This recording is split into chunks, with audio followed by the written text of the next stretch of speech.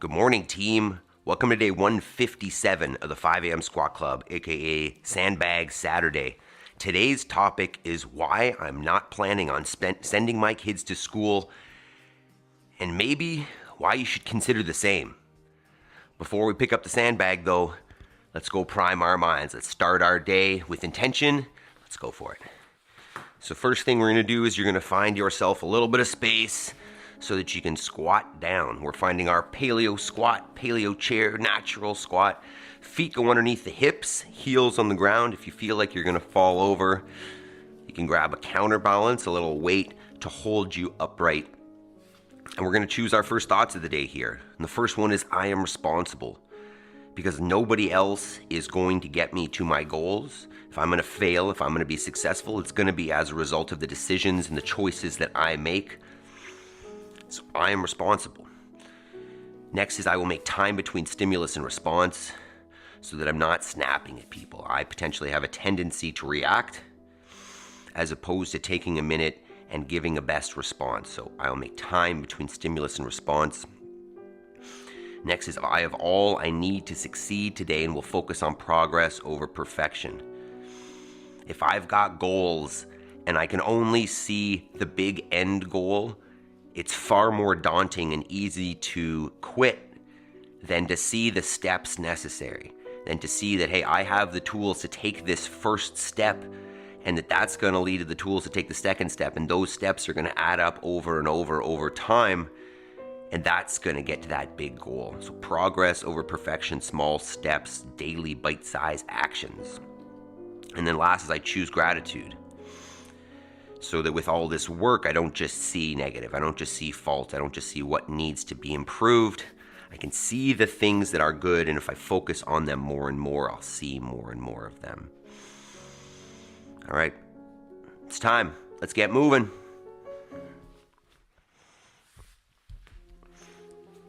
So we'll get our warm-up started here first. First thing is going to be our 20 burpees, because that is how we start our day. Good morning, Jody. Good morning, Yaroslav, Sir Jason. Good morning, equipment. You joining us today? You're gonna pick up that sandbag. So, if you're new to a burpee, you just wanna get yourself down onto the floor to the point where you could show you're all the way there. And then you can get it back up, celebrate the fact that you're able to do so. And we're gonna get in 20 of these, approximately, since I'm not gonna count, just to start off the blood flow for the morning. It's been, I'm gonna say it's been a pretty big week, I guess depending on what you're used to. So the body may be feeling a little bit stiff and sore. Feeling a little bit in the posterior chain here. Looking forward to this, and then our recovery day tomorrow. Refresh the body, get ready for AMRAP Monday. Jason, knee is not feeling odd object today. Rowing, okay. All good, yeah, that's a good option. As long as you maintain a pace that's at least slightly uncomfortable, that's the goal, Jason. And then we're going to be talking a little bit about unschooling or child-led education today, which is our plan for our kids. So once we get body warmed up, we'll pick up something heavy, something awkward, something uncomfortable, and talk about something heavy. Well, heavy for some, I guess. Let's say that's maybe 10. Excited. Beautiful Saturday. Had a nice warm day yesterday. You can feel fall. It's cool in the morning and then still warm in the afternoons. But they're winding down. It will soon be cold. Soon be putting those animals in the freezer. Maybe another 3 more or so. Curious to count these afterwards.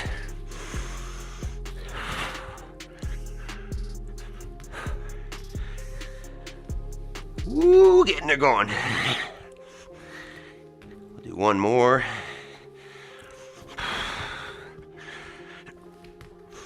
All right. Yaroslav, good morning. All right, now we'll get into our regular general warm-up.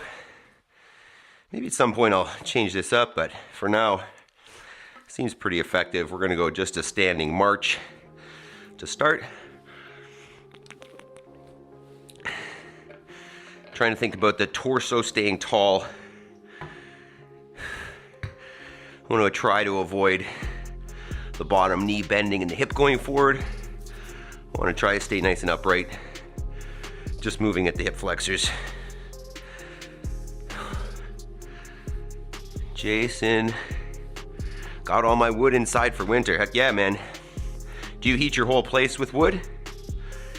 If so, I love it. Next, we're gonna go hip flex. Sorry, we're gonna go good morning. We are flexing at the hip in order to do so, but posterior chain here, send the hips back. Try to maintain a nice neutral spine. You're gonna feel this in the hamstrings, glutes, and low back.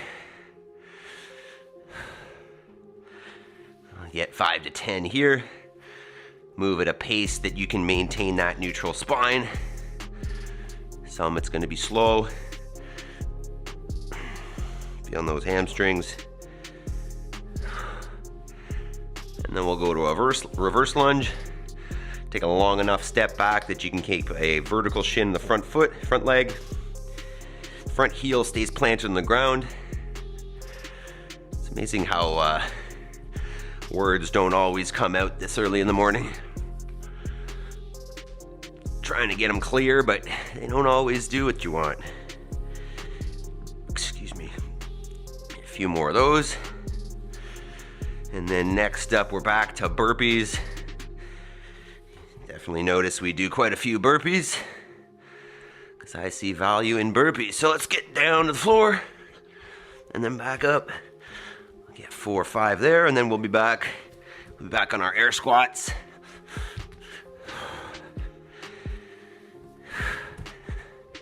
We're getting warm. Starting to feel the engine turning on.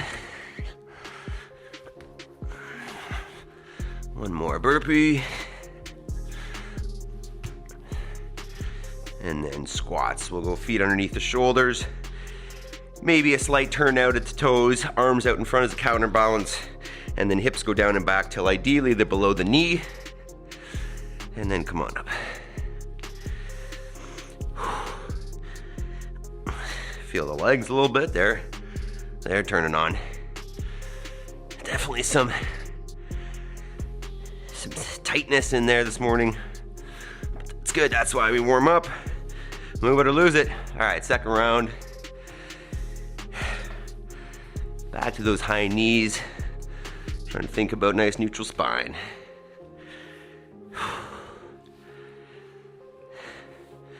Jody, equipment, Yaroslav, how we feeling this morning? Yaroslav, you got the boys or your punching bag for today? Your heavy bag. All right, back to the good morning.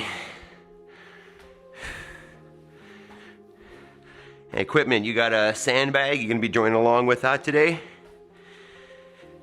What are we using? And what are the chances your wife is gonna join us? If you're still there, I guess. All right, back to reverse lunge. That sandbag is looking at me. Saying, pick me up.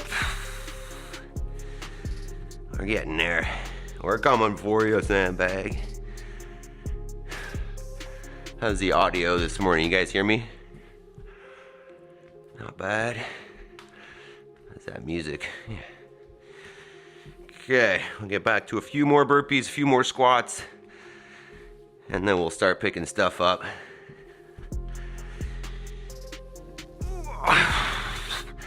Back is feeling a little stiff today. which is okay for the sandbag, I guess. So warm it up. Punching bag, I need to recover. Boys are holding dumbbells, nice. Good morning, boys.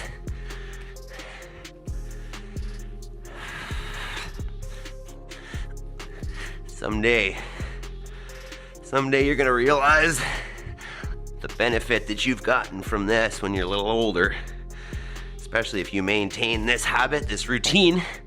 Whew, just imagine what you could accomplish starting that young. Love it. A few more squats, maybe 10.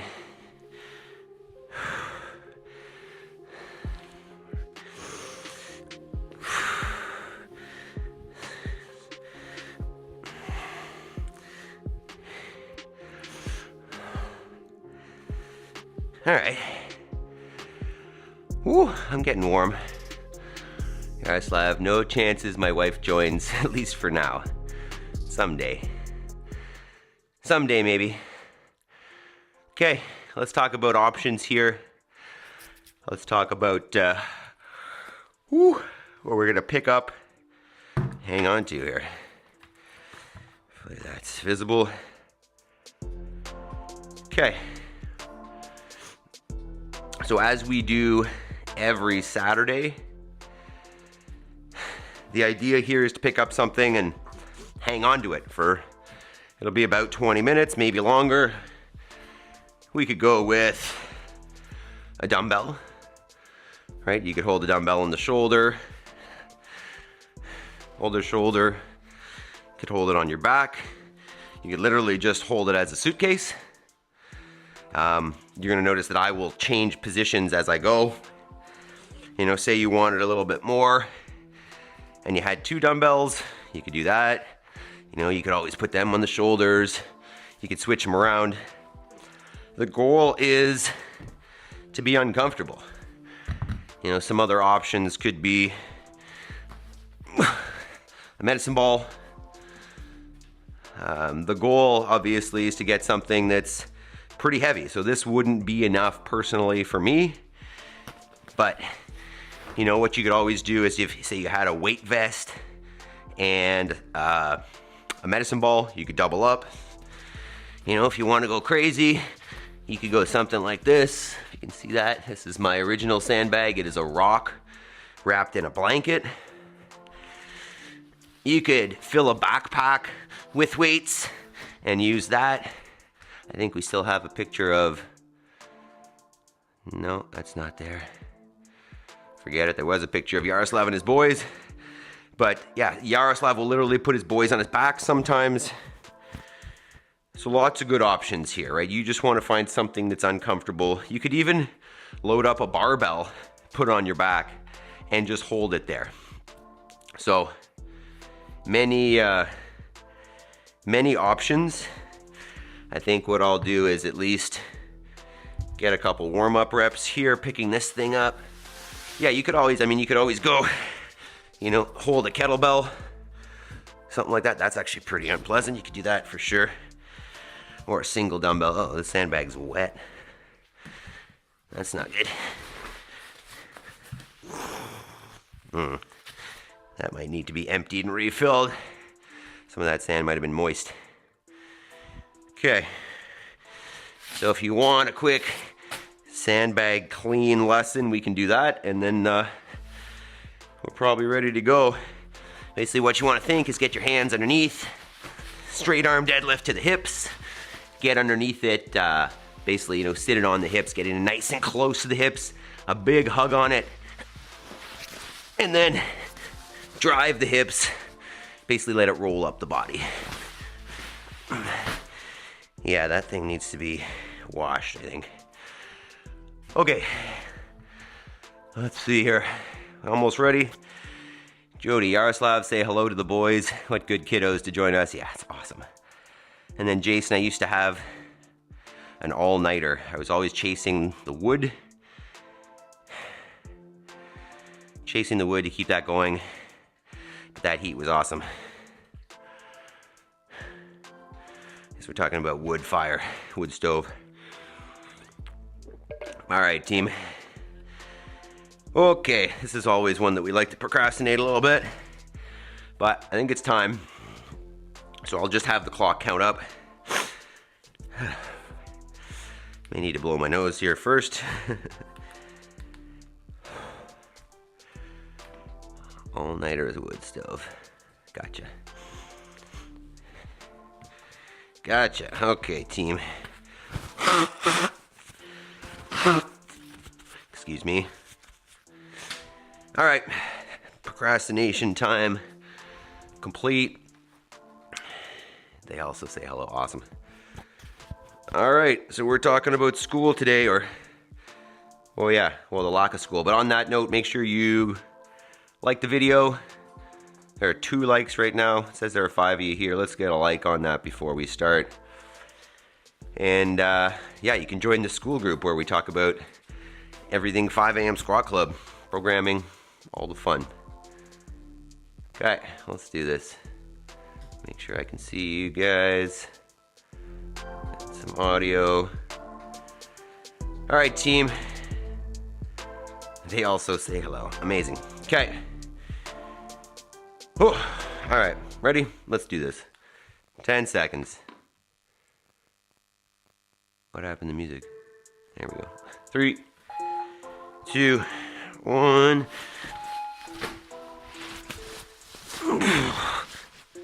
All right.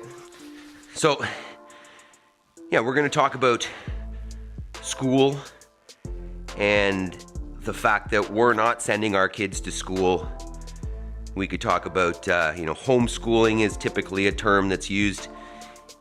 The term that we're going to talk about is unschooling or child-led education.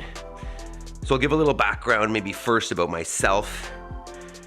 In school, I was 2 things. One, diagnosed as gifted, as they would say, so they said I was smart. But at the same time, I got in trouble a lot as call it the class clown, because I didn't really want to be there. There was this situation where, they were saying I had lots of potential, but I had no desire to be in that place. So I would, get in trouble. I would tell jokes, I would make noise during class, whatever. And throughout my schooling, because, I grew up in a time, and maybe this is still the advice, but I grew up in a time where it was, go to university, get a good job, and, do the typical thing. So I did that. I went to university, studied kinesiology, but the whole time was a similar thought process, a similar idea to when I was in, elementary and high school was, do what you need to do to get this done and get out. So I would set a standard of a grade that I wanted to achieve in any one course in university, and I would basically do the bare minimum that I could to get that done, get that score.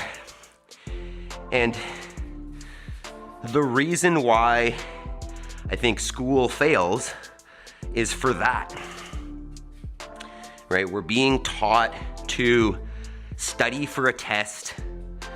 You've all been in a class where you're learning something and a student puts up their hand and says, is this going to be on the test? And if it's not, those kids are checking out, right? They're like, well, why should I even pay attention? This isn't something I'm interested in. I'm gone, right? It's not on the test, forget it. So it taught us to study for a test, to check a box, to please the teacher potentially, if you cared about that. That was not on my agenda.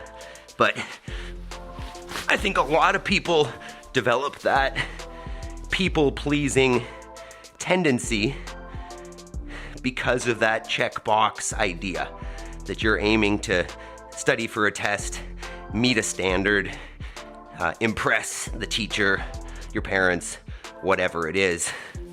So I see the failure of the school system or of the schooling program, that's one of them, right? That you're being trained for a test, in essence. You're trained to check a box.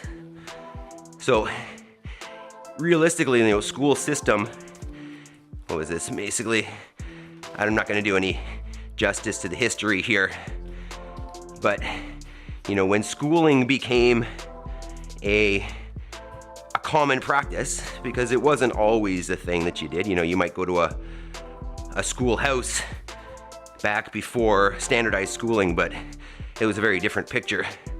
But this new schooling system that we're in, it's designed for, call it control, call it, sit down and follow the rules, instead of creativity, instead of allowing each child to determine what they're interested in and dig deeply into it. It's designed for everybody to do the same thing. It's a one-size-fits-all program. And right away, that should be enough to have you think. Especially if you have more than one kid, or you've just met other kids, you'll know that they're not all the same. So the idea of a single program, a single curriculum, a single classroom where all the kids of the same age are, the idea that that's going to be the most effective, efficient way for those kids to learn, in all reality, is impossible. And this is where, I don't fault teachers, I don't fault administrators. You could be the best curriculum writer in the entire world. Is there any way that you're going to write a curriculum that's going to be appropriate for every single kid of that age?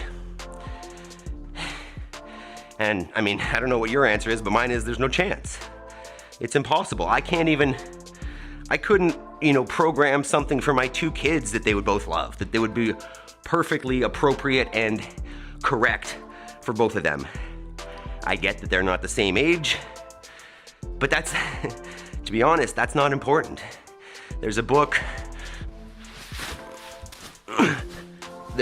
called Better Late Than Early, right? The typical saying is better late than never, but this is better late than early, and they talk about child development, and they talk about how we, as a society and with this school system, have created standards, have created a box that we think that children should fit in, that by this age they should be able to do this, and by this age they should be able to do that. Reading is a huge one, that we have created these arbitrary standards that children should be able to meet by a certain point. But there's so much individuality between children that what happens there is you end up having some kids that are great, and I'm doing air quotes here because I don't believe in these standards, and they meet that standard and they're reading by whatever age we say they should, and then there's some other kids that aren't, and they're labeled as, nowadays they're labeled as ADD, ADHD, whatever it is, just because they weren't necessarily interested in that topic. Right? So the idea that you can write a curriculum and it's going to be the best thing for a bunch of kids is impossible. We're still on the why schooling fails here, right? One size approach, impossibly to be appropriate for everybody. Second, once there is a topic that your child becomes interested in, in the typical school system, they can start getting into it, but then, depending on the school system, maybe it's 45 minutes, maybe it's an hour, maybe it's an hour and a half if you got longer classes, you're done. You got to move on to the next topic. So even if you do find something you're interested in as a child, your ability to dig deep into it is limited. Your ability to be creative and learn something as much as you might want to, in essence is going to have to be done at home, because in the school system, you got to move from this class to this class. These subjects need to be covered because someone decided arbitrarily that those are the important things for kids to learn. You know, oftentimes there's busy work to fill time. You know, I'm sure you've all remembered a day where you had a supply teacher come in and it was just like, hell yeah, we're gonna do nothing. The fact that kids don't wanna go to school, you know, some do, but the fact that most kids don't wanna go to school should be enough of a reason to start questioning this system right away. I'd say another issue with the school system is a disconnect from real life. You know, we used to have programs in most schools, you know, like a shop, you know, like an auto shop maybe, or I think they used to call it home ec, you know, where you could learn cooking, sewing, those types of things. School has become very disconnected from real life, right? It's very sit in a classroom, shut up, and learn this thing that we're teaching you, you know, memorize it for the test so that you can check this box. We're gonna get into what unschooling is in a second, and you're gonna get that. But think about, you know, one other kind of issue here with the current schooling system. And you can compare this to, you know, like the Amish or the Mennonites who do a slightly different system. They still, oh no. That thing stopped at 10 minutes.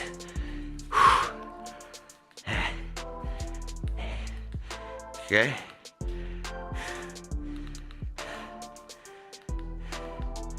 Okay, well, we'll just keep going from there. 10 down.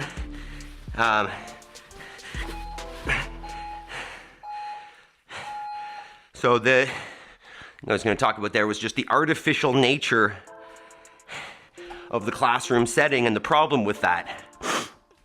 So think about this. In real life, are you ever in a room with 20, 30 of your peers, and peers meaning just age, so you're the same age as these 20 or 30 other people, and there's a leader in front of you, one person who makes the rules and who gets to decide what's appropriate or not, and they're far older, right? So everybody's the same age except for this other person, this leader, who's telling you what to do. And it's just not real life. When in real life do you get into that situation where everybody follows one person and everybody's the same, and it's just not real? It's creating a, you know, a fake reality that they're never gonna run into in real life. So there's no preparation there for anything. So the fix, the cure, and I hope you guys have questions here because I get a lot of questions about this. What about this? What about that? The cure is, I mean, you could call it unschooling. I think that term freaks a lot of people out. I think the one that people like more is child-led education. And I want you to think about something. The way that I like to describe this first is, think about anything that you've learned well in your life. You know, I'll use CrossFit for an example, or just training people at all, or farming, right? The things that I'm interested in, the things I spend time doing that I'm passionate about, I didn't learn in school. I learned because I was curious and I found the resources and I did the research. And the difference here, make sure you understand this, the difference is I know that stuff. I've learned it, as opposed to the facts that I memorized in school and have no idea of anymore. You know, a great example here, and this is just bashing school a little bit, I guess, and especially post-secondary education, the amount of money that you'll pay for that and the reward that you'll get. You know, I went to university and did an undergraduate degree in kinesiology, which I figured, you know, was going to help me in a life of training people, which is where I ended up going. But the things that I learned in school were so theoretical and based on lab performance that I couldn't apply anything to real life. And everything that I use now in terms of training people comes from the research that I did on my own after school. And I guess maybe some people would say that, well, you learned how to learn in school, but, and maybe I did, but could I not have learned that outside of school for less than $100,000? Hell yeah. Hell yeah, I could. So what we're gonna do instead of that, and understand that if our girls decide that someday they wanna go to university, whoa, you know, like that's up to them. I'm never gonna say don't do that. I mean, I might give them some guidance if they choose a profession that I think might not be a good move, but that's up to them, and they're gonna learn and they're gonna dig into it and they're gonna make their mistakes. So let's talk about what unschooling is now. And some people use the term unschooling because that's what the parents need, right? We've been so indoctrinated and so trained in a certain way of schooling, you know, of testing and hitting benchmarks and being measured and comparing ourselves. We're so trained that we literally need to take time to unschool, or deschool is a term that's used. You know, questioning all your previous assumptions about how your kids should be learning and at what rate. So unschooling, or child-led is maybe more clear, is there's no curriculum, there's just life. And as that child develops interest through being exposed, right? The parent's job, Jesus Christ. Yeah, Jason says call it a deprogramming approach. Yeah, deschooling is you're deprogramming all of the things that, you know, society has taught you about how you're supposed to be and learn and fit in and conform, whatever. Yeah, so what we plan on doing, and it's funny, I always actually liked the idea of homeschooling, but at one point I started thinking about it more and I was like, well, how am I going to be able to teach these girls calculus? And then I found unschooling, and the answer is you don't have to. The answer is if they find something that they're interested in that requires them learning calculus, which is pretty few and far between, to be honest, I guess depending on how old they are, but I can facilitate them finding those resources. You know, if they want to find a coach or a teacher or a tutor, if they want to go to a class, if they want to do an online program, I'm the facilitator. I'm there to help them learn how to research and find resources on their own so that over time, I don't need to do that. They know how to find whatever they need to find, just like we would now as adults. Obviously, the benefits of this are they're gonna build confidence. They're gonna build autonomy. They're gonna build faith in the fact that they don't need to be told what to learn, how to learn it, and that learning comes from someone standing in front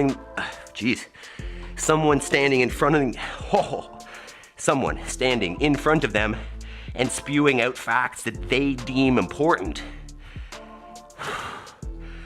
You know, our girls will just live life. They're not gonna be in a group of, 20 kids that are exactly the same age being told what to learn.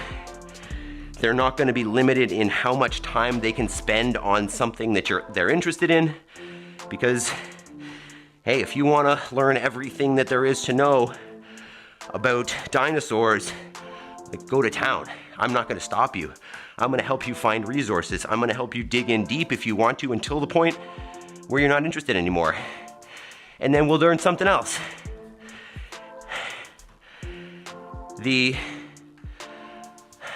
Obviously the benefits of this, I mean, there are many.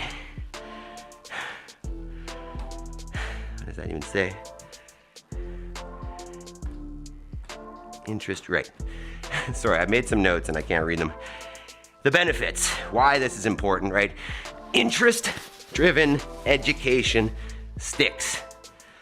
I'll say that again. Interest-driven education sticks. You retain it, you learn it as opposed to memorizing it, right? The things that you do now, the things that you research on your own, not that you're forced to do, are likely the things that you know well, the things that you've retained, and maybe the things that you use on a regular basis. It builds self-motivation and independence, as I was saying, because those kids know that they've got the tools. They don't need to go to the teacher to learn something. They can figure it out on their own. They can evolve, they can iterate, they can fail forward. Right, in school, fail is a bad word. Here, fail stands for first attempt in learning.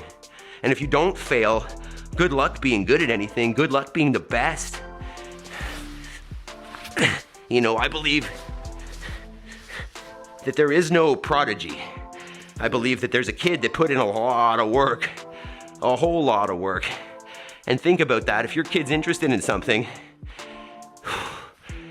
but they only get to spend 40 minutes a day in small broken chunks on it, how do you expect them to dig in and get to know it well and really become passionate about something? Whereas with a child-led education, we can spend all the time on the world on one subject if you want. Whatever it is that you want to learn, let's go. You know, it protects their creativity and their critical thinking because they're not being spoon-fed. They have to decide what they're interested in. They have to decide what to spend their time doing and put their mental energy into. You know, it sets them up for the real world because they're not sitting in an artificial classroom, an artificial environment all day. We're out, we're on the farm, we're in town, we're meeting people, we're talking to adults.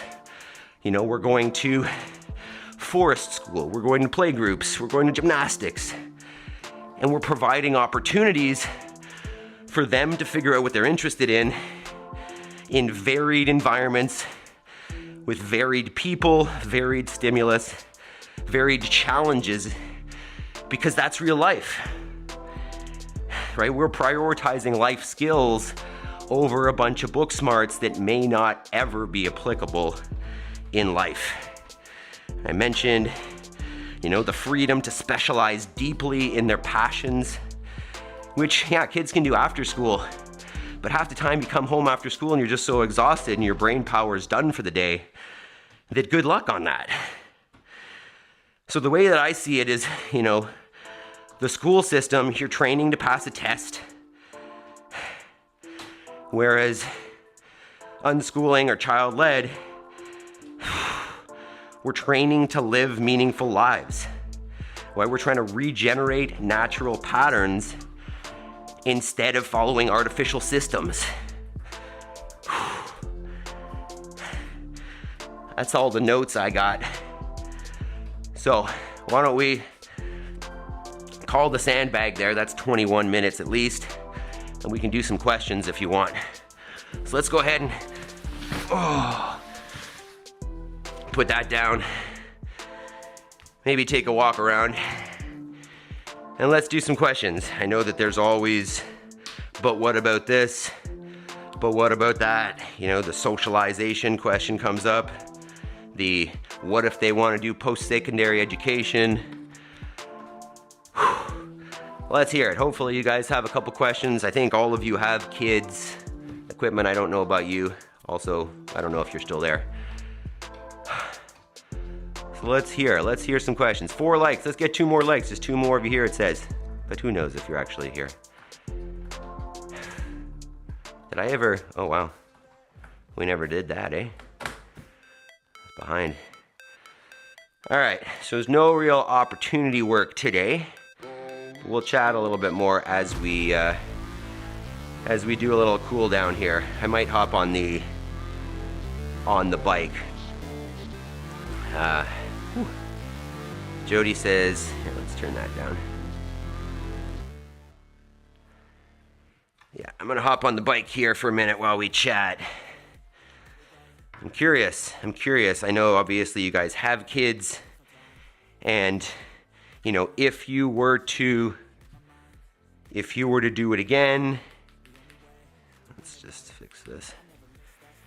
if you were to do it again, would you change, what you did for your kids? Would that be a consideration?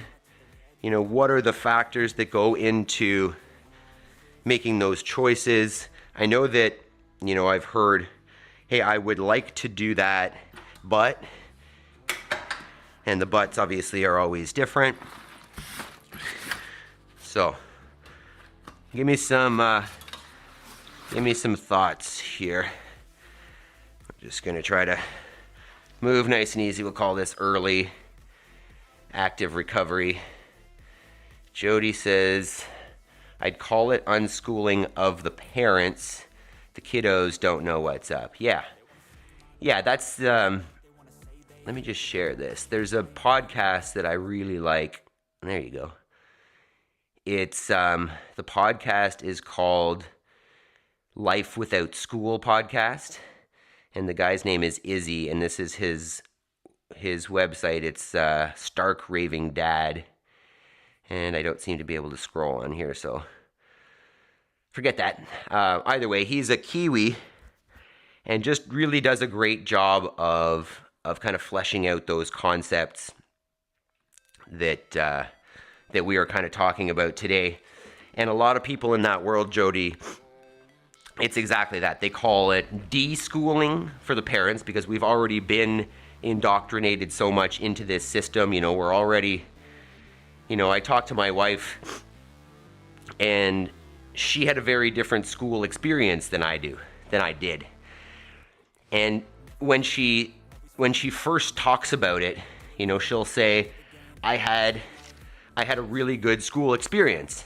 And the reasons for that being is, she played sports, she was, call it popular, she got along with everybody. School was a pretty good time for her. But the more we talk about this unschooling or deschooling concept, the more she realizes how much of a people pleaser she has become, right? And how much, for lack of a better word, she finds it very challenging to come up with her own, and this sounds terrible, and it's not like this, but she finds it more challenging than I do to come up with a new opinion or opinion that challenges the status quo. Really just to dig deep into thinking about why do I feel a certain way about this thing. And she's more and more realizing what the detriment of that is of, hey, I'm just going to follow what I'm told and learn what I'm told and study for this test because that's what I'm told instead of questioning any of it. And so she's starting to see that now that, the more we do our own thing and we call it break out of the traditional system, I think the more she's seeing the benefit of that and how, this type of education is going to lead to, more critical thinking humans. So, yes, you're right that deschooling or unschooling process is much more for the parents than it is for the kids. But also understanding that the way that we've been schooled is going to wear off, is going to rub off on those kids, right? And we do it all the time, so this whole process of deschooling is very real. We have these arbitrary, you need to be able to do this, or, like even just comparing your two kids. Hey, my one kid was able to do this by this point, and the other one is not. Is there something wrong with them? And that's the opposite way to look at it, right? The way to look at it is like, what is this child interested in? What is this child passionate about? And what you'll see is that they're all passionate about something. And it doesn't need to be this or that or the other thing. It's just what they want, what they're interested in. And, the more I think about that, the more I'm just so excited. I'm so intrigued to see what they get into and how deep they can go, right? You'll see videos on the internet of some 4-year-old kid that's a master of something, and it's like they got to dig in. Maybe they were forced to dig in. Who knows what the parenting was there, but they had the opportunity to really get good at something. I don't want, and maybe I have no say in this, but I don't want my kids You ask a kid, hey, what did you learn in school today? Or what did you do at school? And it's just like, I don't know. I want my kid to be jacked up about what they did that day. Hey, like I went to the library and I took out this book about dinosaurs and like I learned about this dinosaur because I care about dinosaurs. Like that's what I want, right? If you talk to me, and I'm sure you're getting this because you've been listening to me blab enough, like I'm passionate. I get fired up about shit. So I want that for them, right? I want that fire. Jody says 25 years ago, I'm a young guy, I guess, 25 years ago when my kids started school, homeschooling was rare and those that did it were odd. Today, there are so many more resources for the parents to homeschool. I'd never send them to school ever. There you go.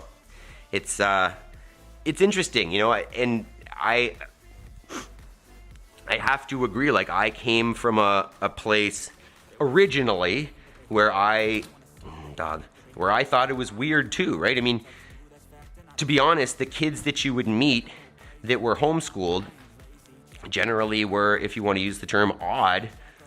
And it was just because I didn't understand them. So I'll give a good example here, actually.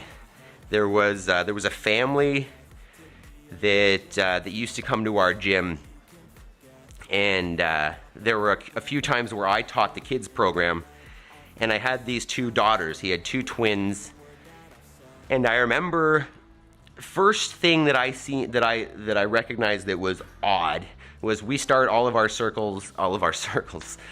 classes in that paleo squat that we do here as well. And we sit in a circle and there's always an introductory question. And, you teach the kids and you'll get the answers from the kids will be like, school, what class? Like, what's your favorite class in school? I don't know. And these girls, incredible. Like you asked them something and they were articulate and they were, the thing that freaked me out because I was young and naive at the time was they were super, super interested in these rabbits that they were raising, that they were going to butcher, and the new knife that they had gotten for Christmas. And they were just so fired up about this real thing of actually providing food for their family, like a real life skill. And I remember thinking, wow, these kids are weird. And, the more I think about it and the more that I learn, first of all, what the hell is weird, right? Weird is different. And Maple, are you biting my foot? No, go. Like, if weird is different, like I want to be weird, right? There's no chance that I want to be the same as everybody else. So let's go weird over normal in the first place. And then the more I thought about it and the more I learned about those kids, the more I realized like, wow, that's awesome. They have life skills, they have passion, they know what they're interested in. You ask them, hey, what do you want to do in 5 years? And they had an answer, right? These girls were like 12. We get interns from the local college to work in the gym sometimes, and I'll interview them and you'll say, hey, where do you want to be in 5 years? And they go, I don't know. These 12-year-old girls had passion, they had drive, they had reasons, they had goals. And I think we tend to look at these homeschoolers as weird, as different, because they're so different from the way that the typical system raises a kid. So I don't know where that came from. Yeah, Jody's odd comment. And exactly, the resources are so abundant now that if you can make it happen, why not? The internet is, I can go learn anything. You can go learn anything. Why can't they do it? That whole concept that I was concerned about, that I wouldn't be able to teach my kids calculus. Not that I can't do calculus, and if I was passionate about learning calculus, I could do it, because I have in the past, not that I was passionate about it. But they could go find the resources. It's so easy to do. And not only can they find the resources, but they're going to be able to find a far better resource online than they're going to find in their tiny local school or community. Yeah, Yaroslav, this is a very interesting topic. I grew up in different conditions. In Ukraine, I studied at a Lyceum, I'm probably pronouncing that right, Lyceum, with 7 to 8 lessons of 45 minutes, 6 days a week. Only Saturdays were shorter and a lot of homework. Here with my kids, I see the opposite. Feels like going from one extreme to another. Yaroslav, I'm very curious about that because I understand in Ukraine it was very structured, it was very like school. How is it different here? There's just not a lot of homework, or it's just not as strict? Or what do you see the big differences as, Yaroslav? Curious about that. And Jason, what do you got? You got thoughts on, I know your kids obviously went through that school system. You know, would you do it differently? Would you consider different things? Jody, I'm like your wife. I was happy at school because I was an athlete. After school teams were the best. The day classes were monotonous. Yeah, Chelsea played, sorry, I guess I don't normally mention her name. But yeah, she played on all the sports teams, right? So, and you know, she's just a nice person. So everybody liked her. She got along with everybody. And, you know, like the teachers liked her because she got good grades and all of that. But as I'm saying, you know, she finds it very hard to become passionate about something, to find an interest, because she's been so good.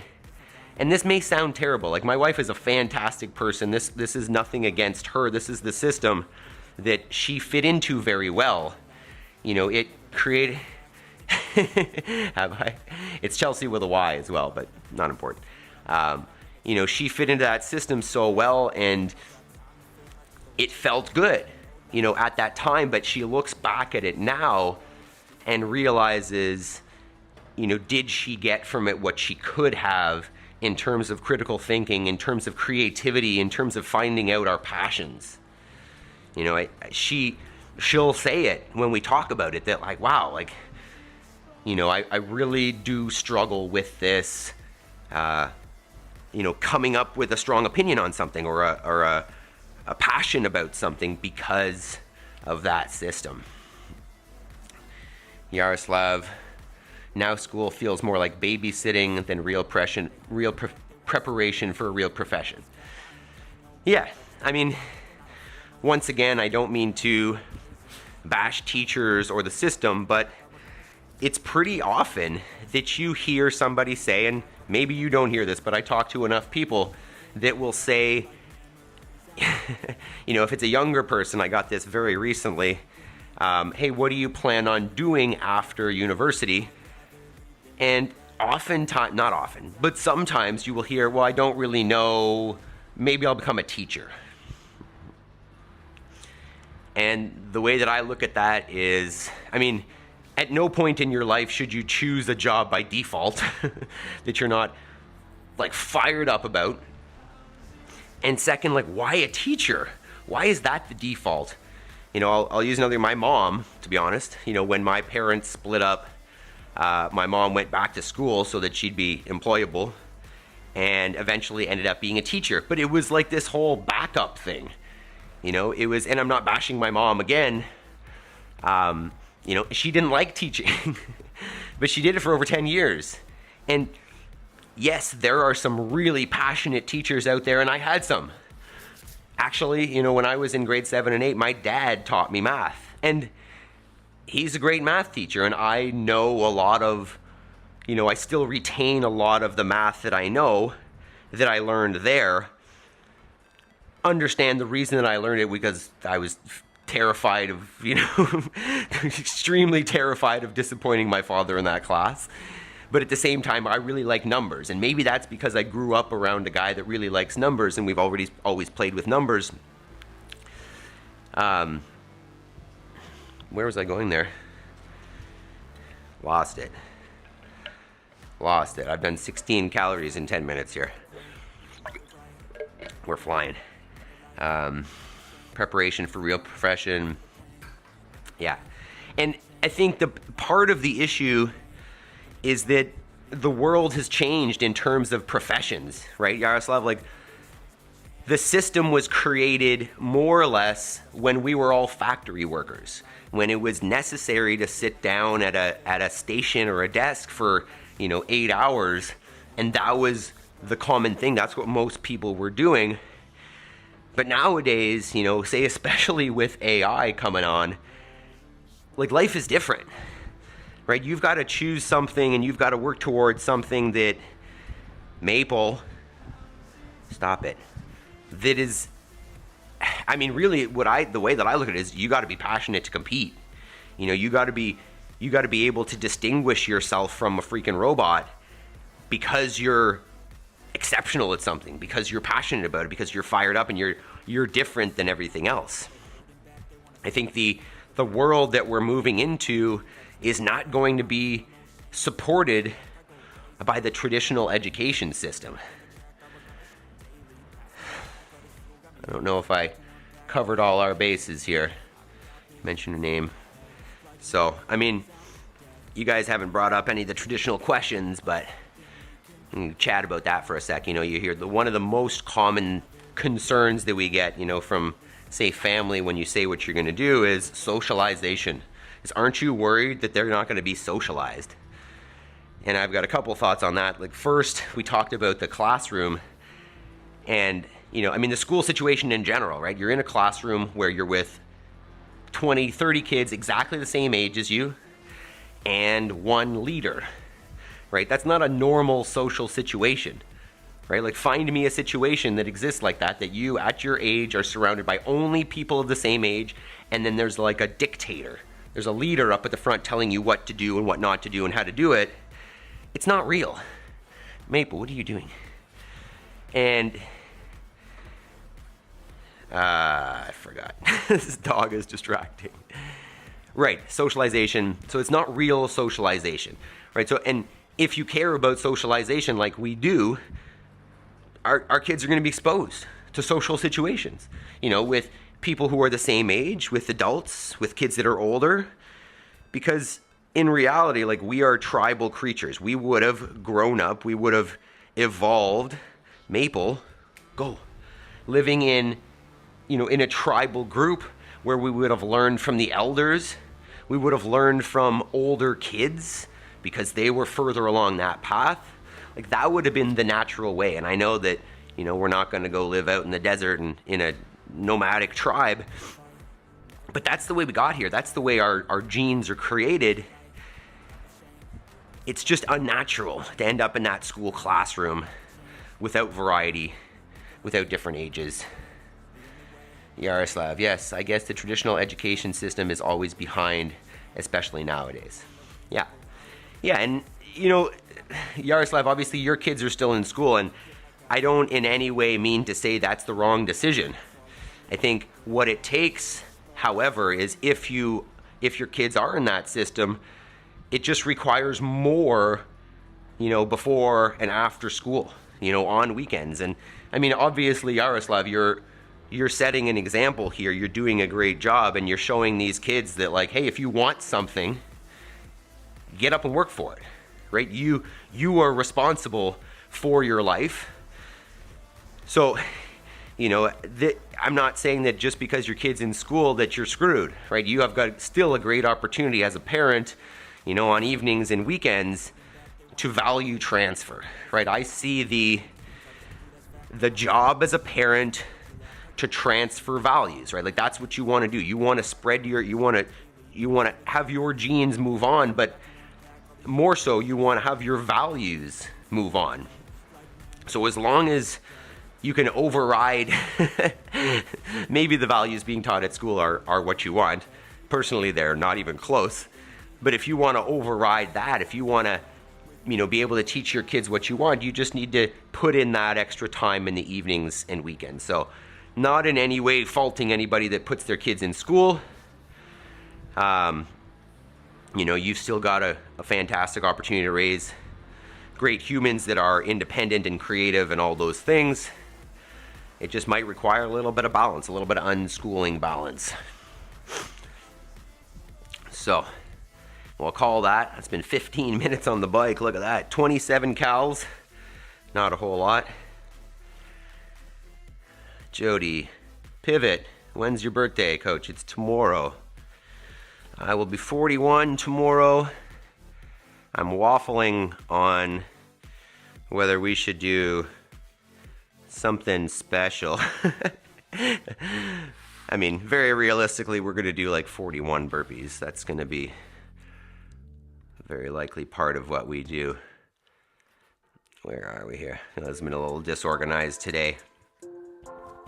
So, no way. That's super cool, Jody. No way. So you'll be 61 on Monday. So we're literally 20 years and a day apart. That's so neat. Yaroslav, I feel that school encourages giving up. They don't say work hard to reach your goals. They say if you can't, then don't. And this kind of kills the determination. I've never even heard that. It's funny that you say that though, because at our gym, at the old gym, there was a sign on the door. It was just the word can't with a circle and a line through it. And that's a rule in our house as well. It's so hilarious that the word can't does not exist. You're not allowed to say can't. You know, the options are I'm learning, I'm getting better, I can't yet, I'm on my way, I'm going to get it. But there's no such thing as can't because I don't believe in it. And I think once you say can't, you start believing that you're actually limited in what you can do. So I like that. Yeah, I mean, that's it, Yaroslav, right? Like you've got the job now of balancing that out, right? Of finding a way to show your kids that that's not the case, right? Just because you can't yet doesn't mean you won't be able to, right? As I was saying, I like school defines failure as a bad thing. That, you get this answer wrong or you don't pass the test, that's a bad thing. But in my house, like that's an opportunity to learn. Hey, like that structure that I built fell apart. Okay, well, what am I going to do next time? It's not that I can't build a structure. It's that I haven't learned how to do it the right way yet. And I need to keep iterating and progress in that. Yeah, I love it. Here, I think I had a video today. Let's see what we got. What was that? We don't need that. Oh, yeah.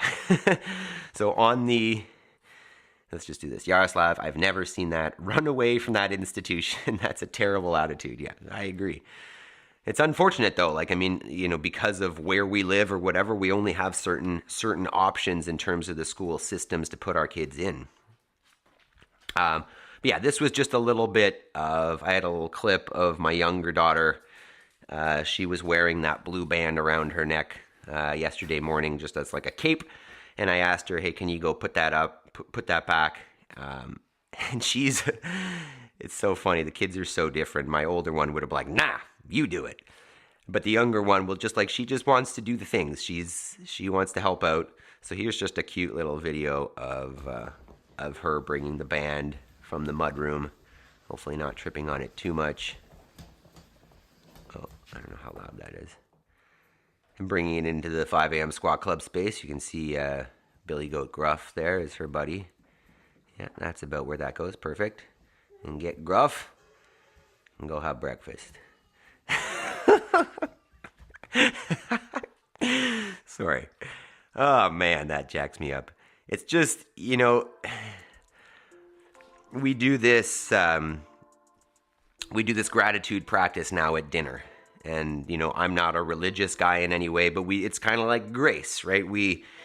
Every dinner time before we eat, right, we sit down and you're not allowed to touch your food yet. And we do, what were you grateful for today? And it's something that we started a couple months ago. And it's watching that video is a reminder. I watch that and it just makes me feel so grateful for those kids and for this, this type of life that we've created. And I don't want this to sound like we have lots of money, right? We were on a pretty positive direction financially until 2020, and, we've basically been hemorrhaging money since then, but we will still make sure that we can create this lifestyle that we can offer, opportunities to the kids. So seeing that little video of my younger one, the thought of stunting that, of taking that like innocence and the idea of like forcing her to, learn subjects that she's not interested in, stunt that creativity, take away that ability to choose your direction and say, hey, now you've got to learn this or memorize it for a test. It just makes me grateful for what we're going to do for these girls, and I say that, right? It makes it sound like I know what I'm doing, right?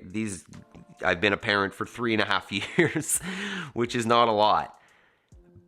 But we're going to make the choices that we think are going to be appropriate for these girls. And, I think this is the right one, especially for us, for where we're at. And I guess we'll see what happens, right? We'll see if I can, continue to de-school myself and make sure that I'm not creating rules because of my training that will stunt creativity and progress for these girls. All right, team, that's that. We did it. We made it through another Sandbag Saturday, although that one was slightly partitioned. We never put down the sandbag. That's good. So tomorrow is active recovery. I haven't even done up the thumbnail yet, so if you want to give me some feedback in the free school group, we could change that up. I think we're still going to keep our slow burpees and our hang, but whether we do some back bridge work or some bands or whatever, I'm open to discussion for that.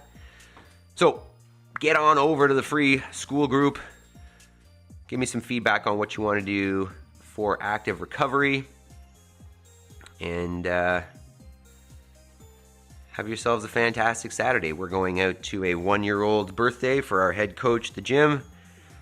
And then I know that the girls have something planned for tomorrow for my birthday, so I guess we'll go. I walked up and down the staircase the whole time. Whoa, Jody, that's hardcore. And your sandbag, what did you say? It's about 40 pounds or something? How was that? I wonder if I'm getting better with the sandbag. I feel like those first couple times, I really, really wanted to put it down. And yeah, it's uncomfortable, but I think today was pretty good. 41 pounds. Nice. It's a good number. Good age. All right, team. Let's get her moving. So, equipment, I don't know if you disappeared right away, if you've been there any time, but have yourselves a fantastic Saturday. Jody, Jason, Yaroslav, you guys are wicked. Have a great day, and we'll see you tomorrow. Peace.